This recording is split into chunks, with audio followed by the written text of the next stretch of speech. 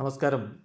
Raf talk ഫുട്ബോളിലേക്ക് എവർക്കും സ്വാഗതം. Saudi pro ലീഗിൽ ഒന്നാം സ്ഥാനത്തുണ്ടായിരുന്ന അൽ ഇത്തിഹാദ് പോയിന്റ് ഡ്രോപ്പ് ചെയ്തു.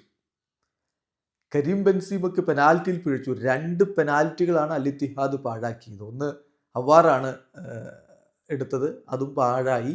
കരീം ബെൻസീമയുടെ പെനാൽറ്റി പാഴായി.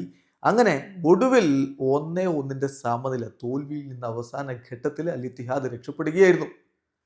മത്സരത്തിൽ അൽ ഇത്തിഹാദിൻ്റെ നിരയിൽ അവരുടെ മുന്നേറ്റങ്ങൾ നയിച്ചുകൊണ്ട് കരീം ബെൻസീമയും ബേർജുവിനും ഹവാറും ഒക്കെ ഉണ്ടായിരുന്നു. മധ്യനിരയിൽ ഫാബിഞ്ഞോ ഉണ്ടായിരുന്നു. അങ്ങനെ മികച്ച ടീം തന്നെയാണ് അവർ കളിക്കളത്തിലേക്ക് ഇറക്കിയത്. എന്നാൽ കളി 90 മിനിറ്റ് കഴിയുമ്പോഴും ഗോൾ രഹിത സമനില. 2 പെനാൽറ്റികൾ അതിനിടയ്ക്ക് ബെൻസീമയും ഹവാറുമായിട്ട് നഷ്ടപ്പെടുത്തി കഴിഞ്ഞിരുന്നു. ഒടുവിൽ അൽ ഫെയ്ഹയ്ക്ക് വേണ്ടി സക്കാല ഗോൾ അടിച്ചു. അവർ ലീഡ് എടുത്തു. എന്നാൽ തൊട്ടു പിന്നാലെ അൽയാമിയുടെ ഗോളിലൂടെ അൽ ഇത്തിഹാദ് ഒപ്പം പിടിച്ചതുകൊണ്ട് പരാജയം ഒഴിവായി എന്ന് മാത്രം.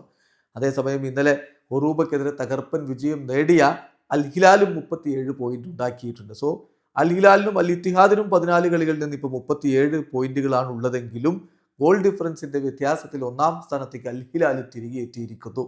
ഇനി സൗദി പ്രോ ലീഗിൽ ഒന്നാം സ്ഥാനത്തിനായിട്ടുള്ള പോരാട്ടം കനക്കുമെന്ന കാര്യം ഉറപ്പായിരിക്കുന്നു. വീഡിയോ അവസാനിക്കുന്ന ഫുട്ബോൾ ലോകത്തെ കൂടുതൽ വിശേഷങ്ങൾ റാഫ് ടോക്സ് വീണ്ടെത്താം.